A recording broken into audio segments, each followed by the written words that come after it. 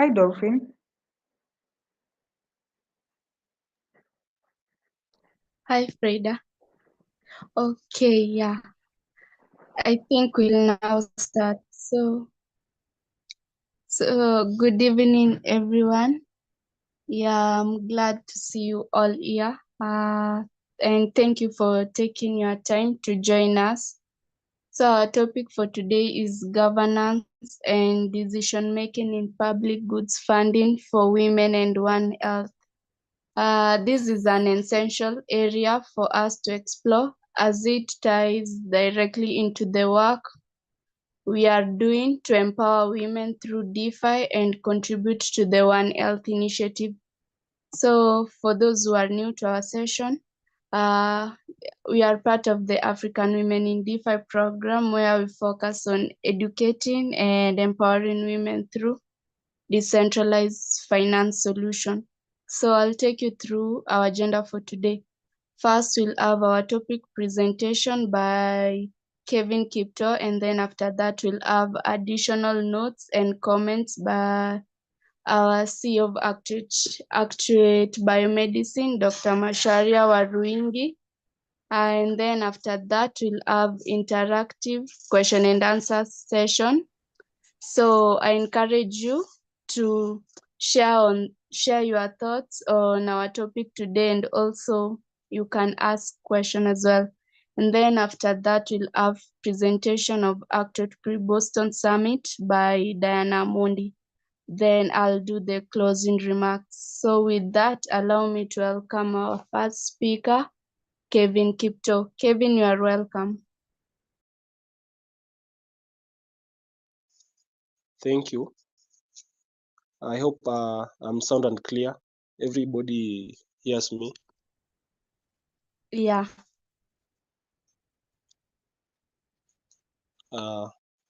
Okay, I have a topic to discuss here, which is about governance and decision making in public goods funding for women and One Health. So, governance and discussion and decision making in public goods funding for initiative like Women's Health and One Health, which integrates human, animal, and environmental health, involve several key considerations. One, stakeholder involvement. Upon stakeholder involvement, effective governance requires engaging a range of stakeholders, including government agencies, non-governmental organizations, that is NGO, community leaders, and the population directly affected. This ensures that the diverse perspectives are considered and that the needs of variable groups are addressed. Two, transparency and accountability. Decision-making processes should be transparent with clear criteria for how funds are allocated. Accountability mechanisms must be in place to monitor how funds are used and to ensure that they are spent efficiently and effectively.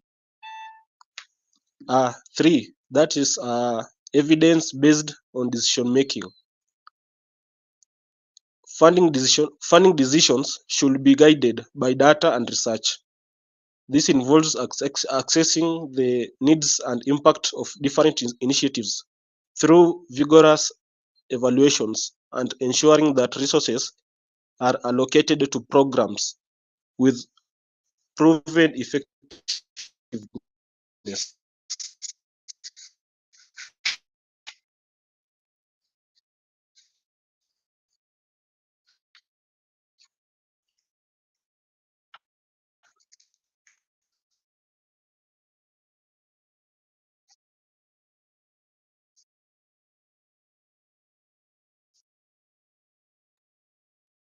Hey, Kevin, we can't hear you.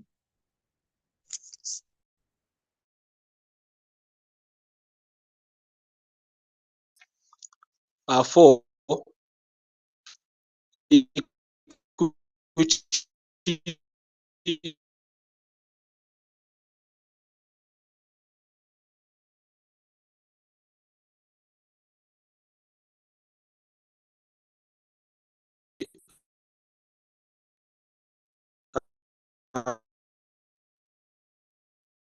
is having serious trouble with audio.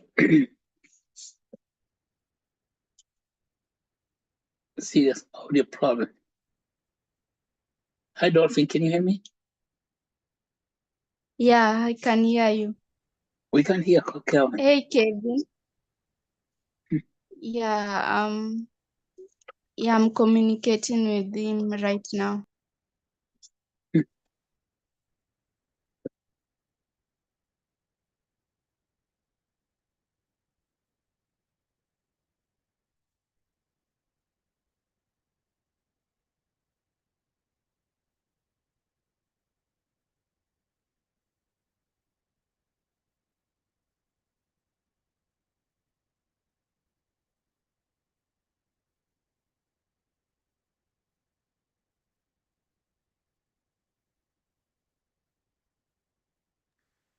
Oh, just a minute. He's getting back. What happened? He was knocked off by the wind. Yeah. I guess it's the internet connection.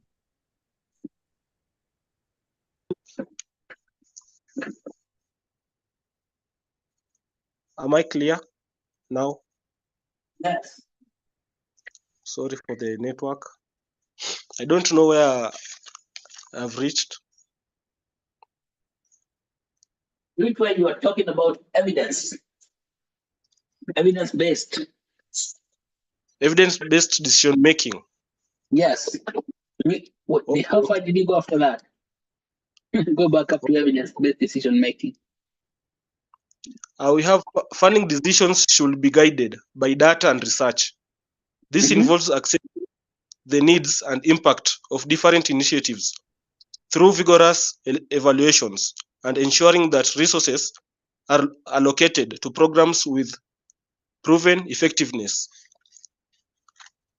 Number 4, equity and inclusions. Here, it is crucial to consider equity when allocating funds, ensuring that marginalized and underserved groups receive the support they need. This includes addressing disparities in health outcomes and ensuring that women and vulnerable populations benefit from public goods. Number 5, coordination across sectors. For One Health initiatives, coordination between sectors such as health, agriculture, and environmental protection is essential. Integrated approaches can address complex issues more effectively than isolated efforts. Point 6, that is policy and regulatory frameworks. Effective governance requires strong policy and regulatory frameworks that support public goods funding. This includes establishing clear guidelines and ensuring compliance with policy designed to achieve desired health outcomes. Point 7, capacity building. Here, investing in the capacity of institutions and personnel involved in managing and implementing public goods initiatives is crucial for sustainable success. This includes training, resources, and support to ensure effective program delivery. Number 8, and this is the last point, I think so. We have feedback mechanisms. Here, implementing mechanisms for feedback from beneficiaries and stakeholders help to adapt and improve programs over time. This can involve regular consultations, surveys, and participatory approaches to refine strategies and address emerging challenges. In overall, Robust government and decision-making frameworks are essential for ensuring that public goods funding is used effectively to advance women's health and One Health objectives. Thank you. Okay, thank you so much, Kevin, for that wonderful presentation. Yeah, thank you. Just to echo on what you have said, good governance and also decision making are key when funding a project for women and One Health. Yeah, it's about using resources fairly and making sure everyone's voice is heard, especially women. So this will help make our project stronger and also more successful. So thank you so much. Thank you so much, Kevin, for taking us through that presentation. Yeah, so moving forward, allow me to welcome the CEO of Actuate Biomedicine, Dr. Macharia Warungi, to elaborate more on the topic. So welcome, Dr. Oh, thank you, Dolphin. Thank you so much, Kelvin, for reminding us why we need good governance. By the way, governance does not mean government, national government. Governance means about how we take responsibility of the money we receive, how we govern the money. Governing means that taking care of the money that have been received. So until the blockchain came along, governance was a very difficult thing. And that's why we were relying on the national government to administer the governance. We needed members of parliament to decide when to allocate the money with their budgets, national budgets. We need a central bank to then dish out that money to be allocated to the ministries and all that stuff. And you have seen the problem with that when you have intermediaries, the members of the parliament, the cabinet secretaries, and all those, they first of all eat the money, like 3/4 of the money, and then they can now allocate the money to the project, the remaining 1/4 or none. Yeah, so that whole thing, which is now the modern democracy is a failed project across the board. It's not just in Kenya, it's everywhere in the world, where we have to elect people who are the most convincing, and they convince the audience that they are going to safeguard the money. But as soon as they get in there, they eat all the money. Yeah, and then people are left without money. And so we're talking about decentralized governance that's not reliant upon centralized government systems to make policy decisions. So the policies become decentralized by the people. Now the true democracy is only possible with the blockchain. Democracy for the people, by the people. So what you're talking about is this retroactive public good funding, which is quite similar to the quite similar to quadratic funding. The difference is just terminology. Retroactive public good funding means that we are funding money based on the previous successes of projects. We know that investing in women health is successful, has been shown to be successful. Okay, so then it's retroactive because we have prior knowledge about the successes of women project. The difference between retroactive funding and quadratic funding is that where quadratic funding is forward-looking, you're going into innovation, into something that has never been done before. So it cannot be retroactive because it's a priori, it's forward-looking. But retroactive, you have a lot of data to show that if you put money on women health, the nation is going to improve because women are healthy. So women are the custodians of One Health. So that's women, investing in women is a public good. So retroactive, what is governance in retroactive public good? Governance means giving people the right to vote, to make decisions about the allocation of the money for the project that they invested in. So For example, in all projects for retroactive public good funding, as we have said before many times, the initial step is to allocate Actuate tokens, a whole bunch of Actuate tokens on a particular project. So then people buy those Actuate tokens to support that project. It's the Women Health Project. So people are going to buy those tokens. Supposing the tokens, the project is going to cost 1 million shillings. So people buy the tokens, and it's just using the same formula for quadratic funding. You raise the matching funds to fund the project, to provide money for the project. So all those people, all the local people who bought the token receive another token, which is known as a soul-bound token. That soul-bound token does not matter. Does not correspond to how much money somebody contributed. So supposing people are contributing, one person contributes 20,000 shillings, another one only 1,000 shillings. So the 20,000 shillings contributor and 1,000 shillings, each one of them received one soul-bound token. That soul-bound token is an identity card, is a token for identity that that person can use for voting. Okay, that is voting about the allocation, the budgetary allocation. Instead of now having the members of parliament come to vote like the way we had 204 members of parliament voting to pass the finance bill, instead of relying upon those guys, and of course, you know, they're already corrupted, the public or the local one themselves participate in voting about where the money should be allocated. Okay, what are they voting for? Usually the people who are making the project, the one who are now directing the project, will be writing the proposals of where to allocate the money. And then they ask people to vote. Yes or no, do you want us to allocate the money this way or that way? Then that voting mechanism is what's called governance.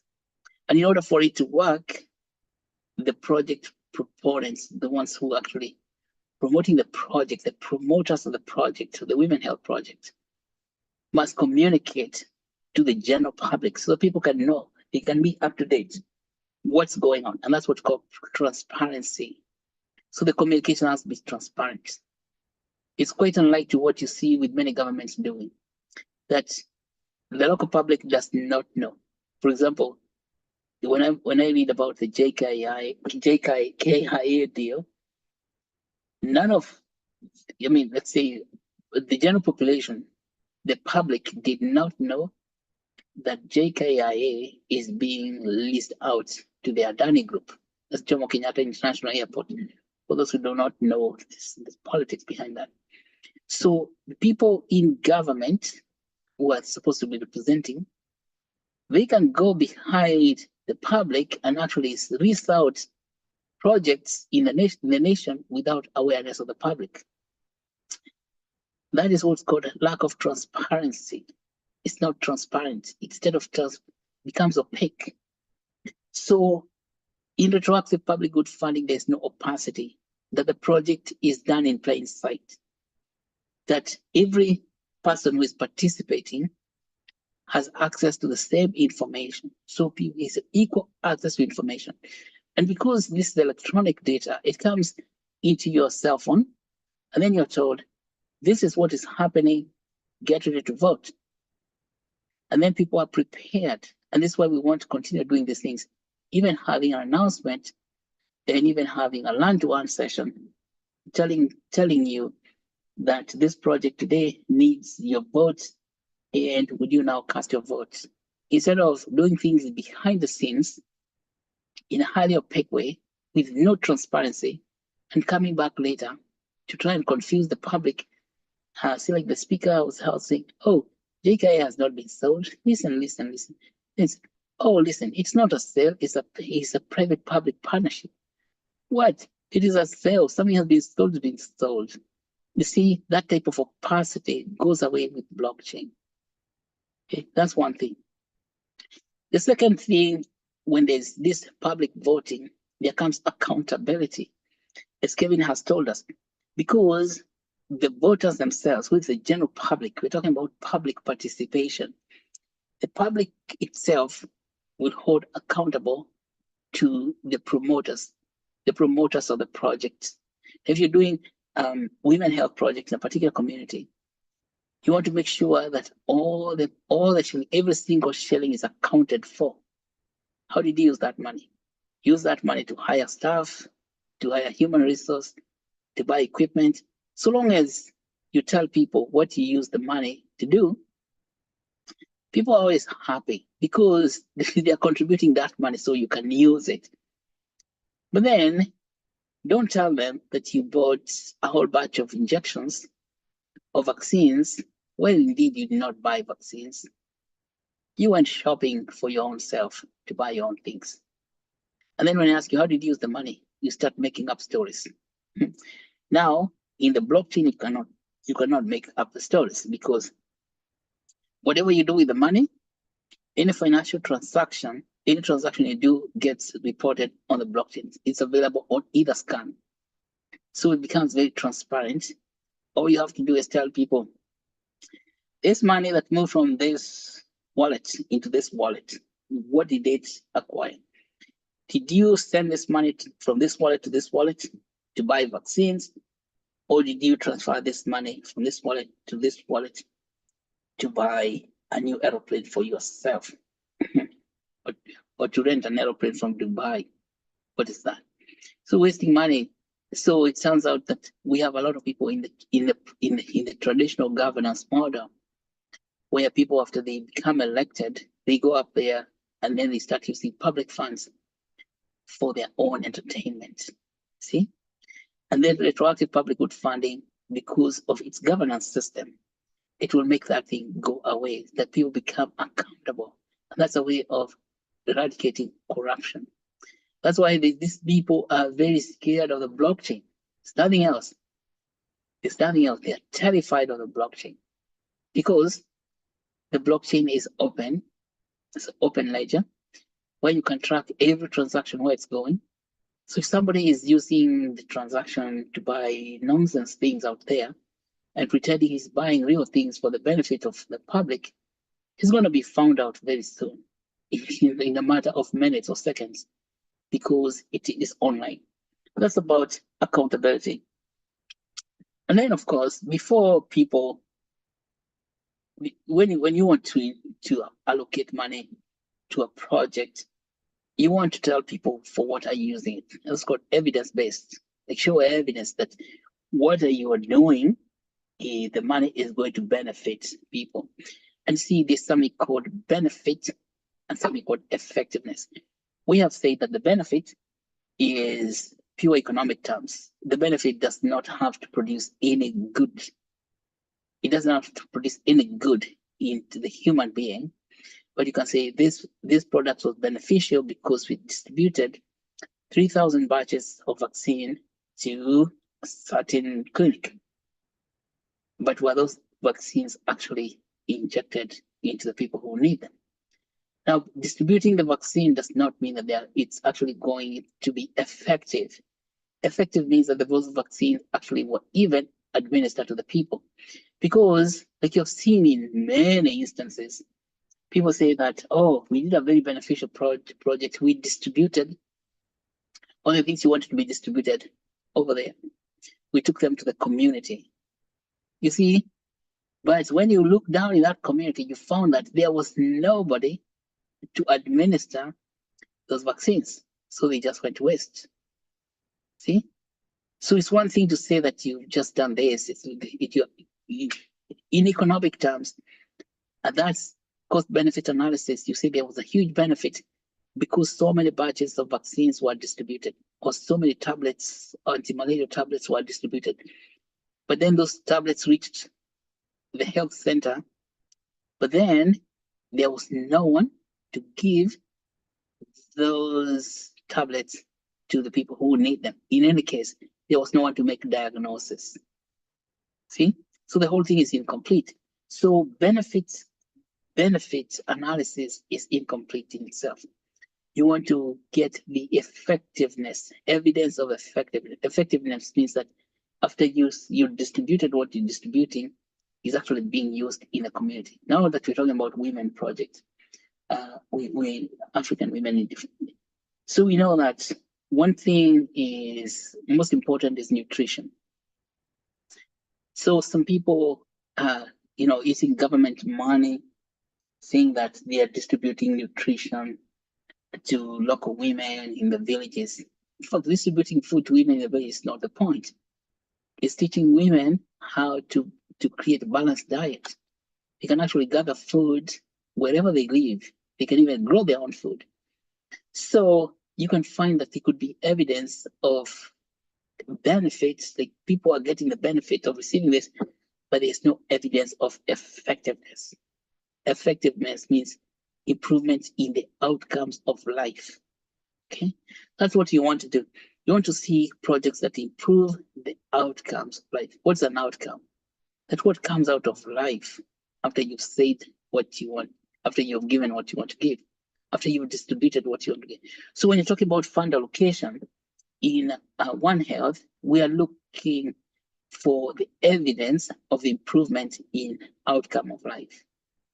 And so outcome of life are measured in several ways. One is the quality of life. So the quality of the people, the quality of life of people is improving. That is reducing hardship or removing hardship altogether. Number two is quality adjusted life years. Those are the years that you live without disease. Because, for example, if you get an attack of malaria, you stop working because you're dealing with fever.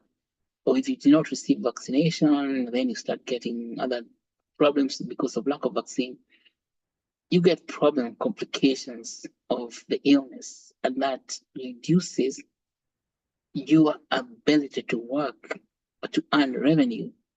And that means that your adjusted years of life are diminished, or the quality adjusted years of life. These are the measures of effectiveness. Quality adjusted life years. Then this quality of adjusted life years. You can live a long life, but it is miserable because you are not able to do what you could do if you were fully healthy. It's because you are unhealthy in certain ways that you cannot be as productive as you would be if you are healthy. So your quality adjusted life years are reduced, that you can live 70 years of life, physical life in the world, but your effectiveness or your productiveness is as if you lived only 20 years. So you see, and this is very important when you're talking about women in One Health, because women being the custodians of One Health, you want to make sure that they get that quality life, a rest of the quality adjusted life years. You want her to be a full-scale woman, not like 50% or 20%. And you cannot know that by using the old economic calculations. Those guys in the economists, in the central bank system, they are very good economists. They are very well highly trained, but they miss the whole thing about effectiveness of their work. So quadratic funding, or let's say retroactive public good funding, the governance mechanism helps us to govern. When you're talking about evidence of effectiveness, we can now, open up understanding, or we expand our consciousness to the effective use of money. Effective use of money. Money is used ineffectively, and that means it incurs a lot of wastage. People who have money to do a lot of this stuff very well is Japanese people. In Japan, because they are very conscientious about effectiveness, like say, for example, the cars like Toyota Way, they have that movement called the Toyota Way, which they are very focused on the quality itself, quality. So I think what happens with retroactive public good governance system, it gives us something, it helps us to embody quality. Quality does not exist in the traditional finance system. When you think about quality, count it out, there's no quality. It's all about quantity, like how many, and if you can report large quantities of things, then we are thought to be very successful. but those are large quantities of things that have no effect on the life of human beings. Or maybe they have a detrimental effect because they are make-believe quantities. So retroactive public good funding helps us to capture quality. Retroactive, it helps us to govern based on the principle of quality. And we want evidence of quality. And quality is effectiveness of the allocation of funds. Okay, that's what I would like to add about these things. So this kind of governance system, where you have the initial tokens that are distributed for the funding project, where people with deep pockets can buy as many tokens as they can afford. But those people with deep pockets are not the one who are going to make all the decisions. In the traditional financing system, only the richest make all the decisions. Okay. But in the retroactive public good funding, because the soul bound token is distributed to everyone, regardless of how much money they contribute, so it becomes the great equalizer, which is called equity of participation. So for you to participate in making the decision, you don't have to be the wealthiest, but your decision matters. So you can see it is the system that now brings the people who are in the periphery of decision making into the center stage. And that's what we talked about last week. Bring the people who are in the periphery of decision making to the center stage. And there is no periphery anymore. Everyone is in the center. There is no circumference. It's just all of us are in retroactive public good funding. So we will not have those people called wakubwa, as this is the word in Kenya. Huko ni kwa mkubwa, wakubwa. We will not have that. We have all of us are wakubwa in our own right. Okay. So what do you call that type of governance? It's known as a bicameral governance system. Bicameral, meaning that you have two levels of governance. So in retroactive public good funding, you have the token house, which distributes tokens like Actuate token, and then the governance house, which will be distributing the SBT, the soul-bound token. And the tokens are liquid tokens, like Actuate token. They can be sold in the marketplace, such as you can sell them in the decentralized exchanges. You can swap them. They are liquid, and you can use them to create liquidity pools. But the SBT is not liquid. It's a non-fungible token. So non-fungible tokens are not liquid. So you cannot sell them. Why? Because when you have your ID in your wallet, you don't sell your ID. No, you do not go sell your ID unless you want to sell yourself. Then when you're without ID, what are you going to do when you get caught by police? So ID is to help you stay within the law. And you see, so that's bicameral governance, means that people hold both tokens. It's called bicameral because there are two houses, the token house and what? And the voting house. The voting house called the governance house. The governance house is people who are citizens themselves, who are members. They have identity tokens. And so we're going to be implementing that in early 2025 so that we have a good governance system. So when we announce the distribution of the soul-bound token, do not be left behind. So you're aware. So we talked about now dealing with regulatory agencies. So regulations today are created through the government. And as you have seen, governments, regulation and policies, government, they act as a third party over there. Yes, it's not that people, like citizens of a place, cannot create their own regulation. So the regulation and policies are things that people vote for. They agree. The things that they agree upon, this is how we are going to do this. So something can become policy. That's something that we have agreed upon. This is what we are going to do to achieve our results. And we use bicameral governance system. It will be very effective to create policies that are relevant to the local needs, such that even talking about distribution of resources within the community based on the local needs of the community. And these are not needs that are known as normative needs. Remember, all this traditional system, we have people who sit in a place in an office, they are making up stories and they're saying, oh, these are the needs. They do something called needs assessment. Just sitting in their office, they don't go out there to interview people. Some of those needs assessments are formulated even in another country. Like somebody is sitting in Oslo, Sweden, or is sitting in where? In Basel, Switzerland, or maybe Geneva, Switzerland, and saying that this is what people need in Kenya, or in Nyeri, or in Kakamega. How does he know? He knows that by what? Reading the newspapers, say they're doing a needs assessment. So, but then maybe he's reading medical journals, the British Medical Journal, the New England Journal of Medicine, and then makes a decision about people living in Kakamega from where? From Geneva, or maybe from New York City and the UN. Those type of needs that are identified that way from published literature are known as normative needs. Are those needs true? Who knows? But really, they are not real the need. This is not really what people need on the ground.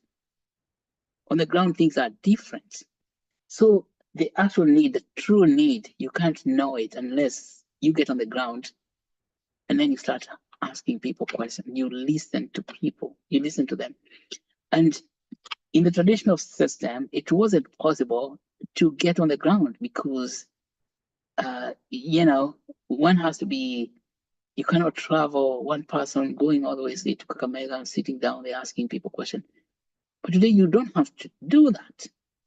If people are participating in a project like this, somebody can be in Kakamega or in Nyeri or in Laikipia or in where?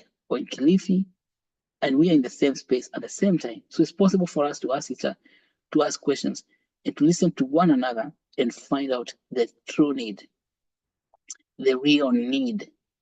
So the normative need is not real. That's what you want to understand.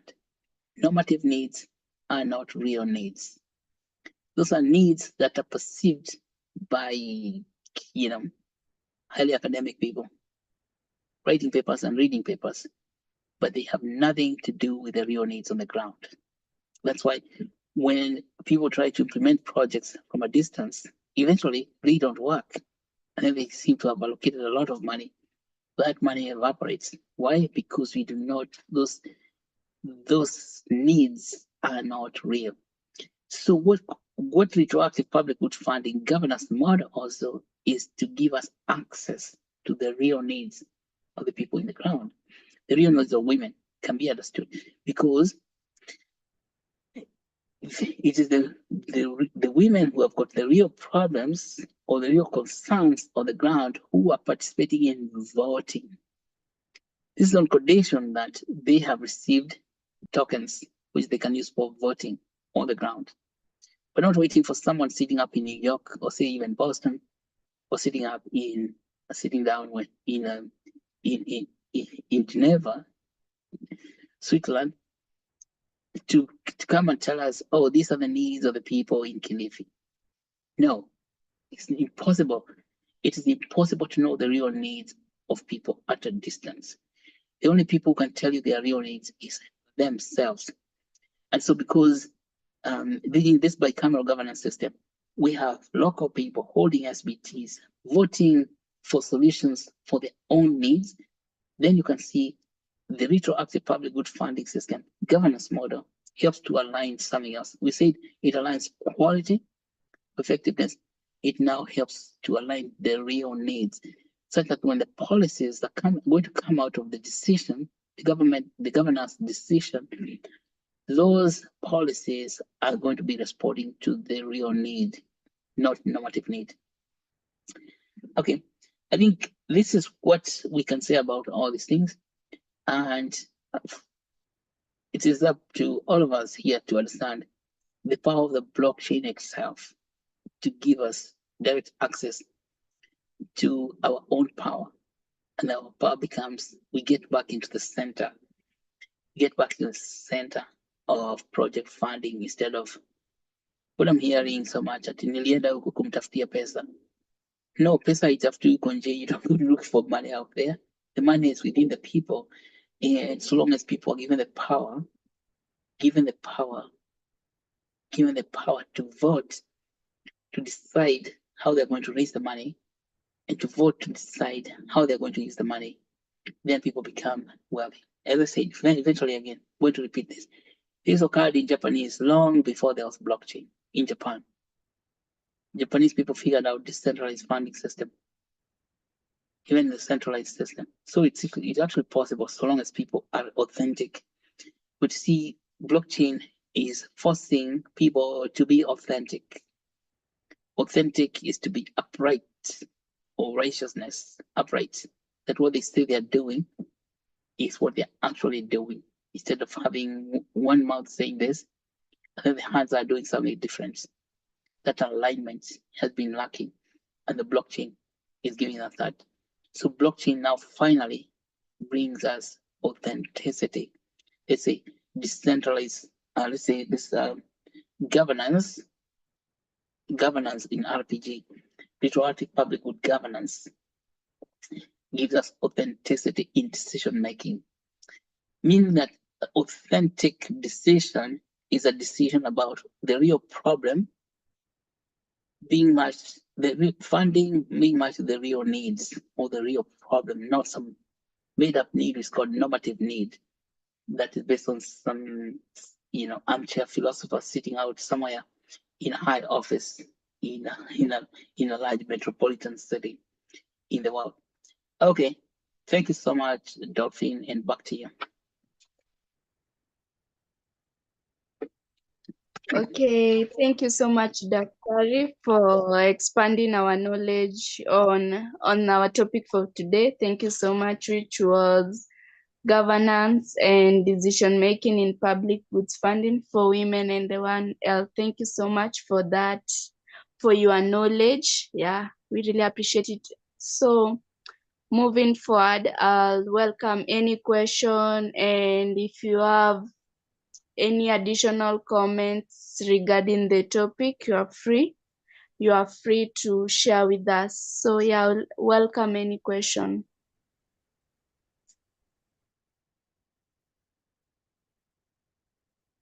Okay, as we are waiting for your questions, yeah, allow me to welcome Diana Mondi to give us a presentation regarding the Actuate Pre-Boston Nairobi Summit. Diana, you are welcome. Meanwhile, you can be sending your question or comments on our chat box. Okay, thank you so much, Dolphin. Good evening, everyone. So I'm going to take you through Actuate Pre-Boston Nairobi presentation. So as you all know, Actuate Pre-Boston Nairobi Summit is going to take place on 3rd December 6th at Kenyatta University. And the theme is going to be using blockchain, DeFi, and artificial intelligence to improve health and human development. And you can either come as an attendee, as a sponsor, you can come as an exhibitor, and you can also come as a speaker. And you can also come to do poster competition where you'll get a chance to present your poster to the audience. So for you to come as an attendee, there's a certain fee that you need to pay. You need to register a fee of $150 a year. And if you get a chance to come to the summit as an attendee, you'll gain some knowledge where you'll be able to discover innovative solution. You'll also have a chance to network with like-minded individuals, and you'll also be part of the conversation where you will get a chance to participate in interactive sessions, workshops, and discussion to explore the possibilities and navigate the future landscape. So remember that this conference will be your opportunity to gain a deep understanding of how blockchain and DeFi can be harnessed to tackle global health concern. It will also be your opportunity to explore the potential for these technologies, where you get to empower individuals and communities, and you also have the opportunity to network and collaborate. Yeah, so for you to come as an attendee, remember you need to pay a fee of $150. The other parties are exhibitors. If you want to come to the summit as an exhibitor, you'll go to our website. You'll register as an exhibitor, where you'll be required to pay an exhibitor booth fee of $1,000. Also, all the details required is there at our website. So remember, if you get a chance to come as an exhibitor, you'll have a chance to showcase your innovations and connect with a dedicated audience. With a dedicated audience at the leading event on blockchain, DeFi, and AI for health and human development. So why should you exhibit? Okay, number one, you'll reach a targeted audience. So remember, this conference will attract healthcare professionals, researchers, policymakers, and even social impact organizations in seeking solution, leveraging blockchain, DeFi, and AI. The next one is that you'll gain industry exposure. You'll get a chance to position yourself at the forefront of this rapidly evolving field and demonstrate your commitment to driving positive change. Another one is that you'll network with key decision makers. You'll also generate qualified leads, where you'll engage with the highly engaged audience, actively seeking innovative solution in the healthcare and development space. The benefit for exhibiting is that you'll have a chance to secure a prime booth location, where you'll get a chance to showcase your products and services to the people. You also have a high foot traffic, where you'll benefit from the conference extensive marketing reach and attract a steady stream of potential customers. You also have a networking opportunities, where you'll participate in a dedicated networking events to connect with industry leaders and potential partners. So you need to pay a booth fee of $1,000 for you to come as an exhibitor. So you need to book a booth. So that's what we are working on currently. Looking for the exhibitors.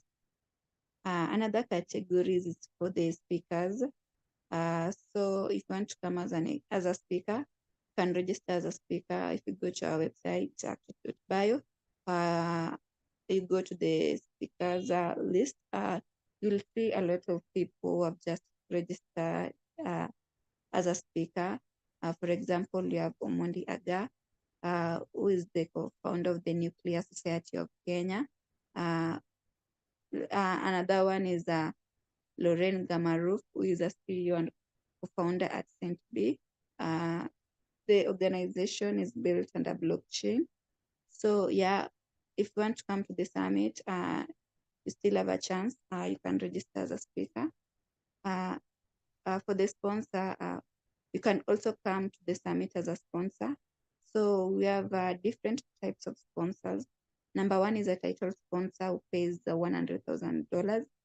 Number two is a diamond sponsor who pays $10,000. Then we have a platinum sponsor, is the third one, who pays $7,500.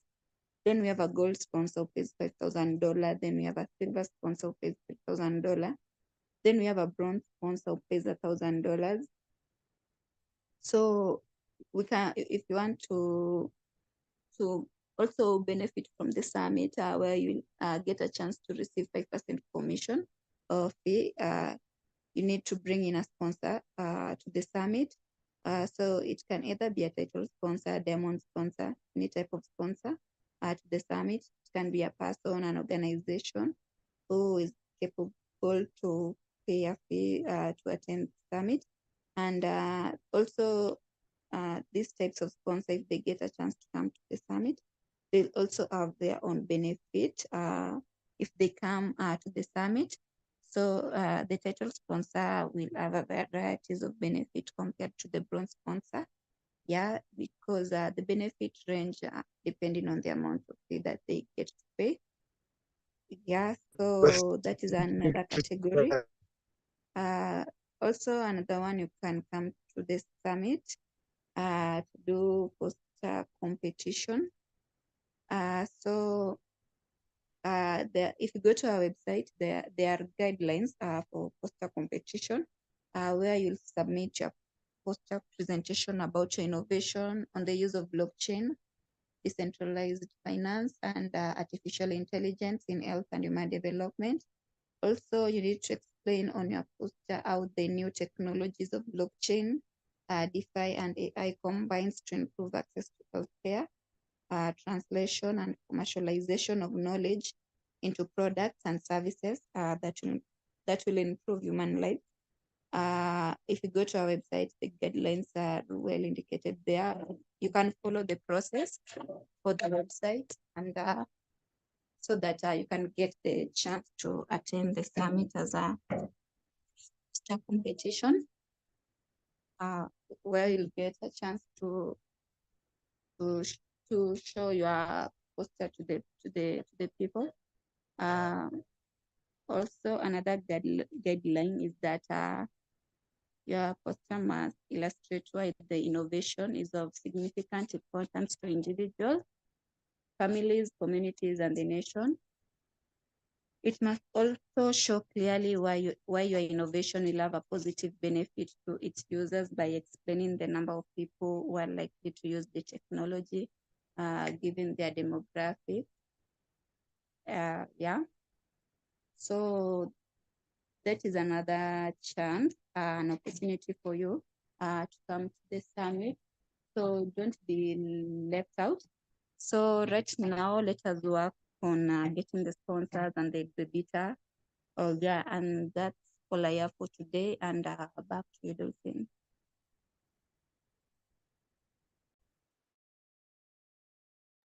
Okay, thank you, Diana, for that presentation on giving us the details on Actuate Pre-Boston Summit. Yeah, regarding that also, if you have any question regarding the issue with the summit, yeah, feel free to ask.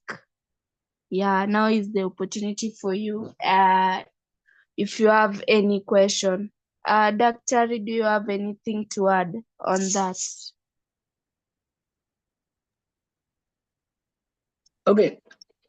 Okay, Dolphin, thank you so much for that, because the summit is very important, and that's what is going to bring us together in person in December. And in this summit, we are going to have a workshop on women in health and decentralized finance.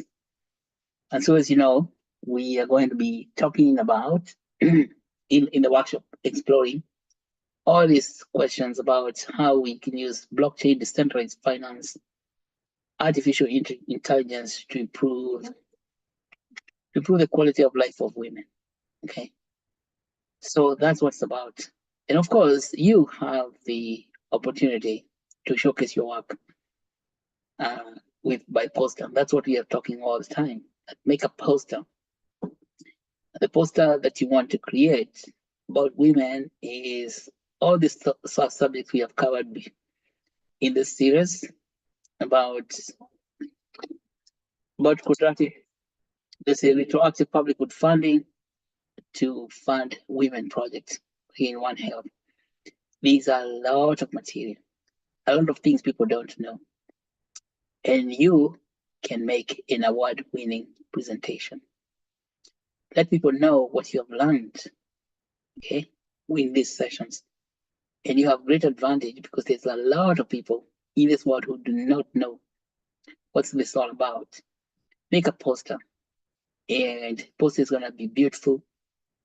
And any one of the topics, whether it's quadratic funding, retroactive public good funding, these governance models, as we have discussed today, the bicameral governance structure, the governance structure of the future, which is full democracy, unlike the previous democracy, which are kind of forced democracies. See, those type of old democracies they are not real democracy. They are still autocracy, because after everything is said and done, the president makes the decision. Okay. And he can make sure he can overturn all the decisions made by the members of parliament, or even manipulate them. That's not gonna be possible in bicameral governance structure. So see, this now gives you an opportunity to dive deep into what is governance. Explain to people what governance is all about. It's like civics education on the blockchain. Can you believe that? Did you ever imagine that you could be learning civic education by the blockchain and now creating a poster about that? And people will be amazed, electrified. People I'm talking about are called Gen Z today because they are doing amazing things. So if you want to participate, of course you know already you want to participate, and you want to get a ticket inside. But you pay for that ticket with your sweat. It's on a sweat equity. So you fund your way through, not by paying money. No, by paying with your work. Like making a poster. A poster is going to get you not only through the summit, but it's going to get you in very many high places. Cannot imagine. And so, but there's more. The other way is, as Dan has explained, if you convince other companies to participate and they come in as sponsors, you earn 5% of that. And that's within you to do that. So yeah, don't throw anything away. Don't let this thing pass you by the side, so that you can make your own lunch, let's say. Right now, what you're receiving is a recipe. You have a recipe for making your own lunch. That lunch is, so far, so many companies we have expressed interest. And besides having all those speakers who have also said they're going to come and speak, now we have companies expressing interest to participate. Okay, so you don't want to be left behind, because why? Why you don't want to be left behind? Because you're not of them that draws back to perdition. You stay online. Okay, well, that's what I would like to add about that. So to encourage all of us, so that do not be discouraged, or do not lose your courage, so that we can come have a very big party. It's gonna be a very big celebration. I can't even imagine. Yeah, how beautiful it's gonna be, celebrating the new kind of freedom, which is the economic freedom, which we have never received. Okay, back to you, Dolphin. Thank you so much, Diana.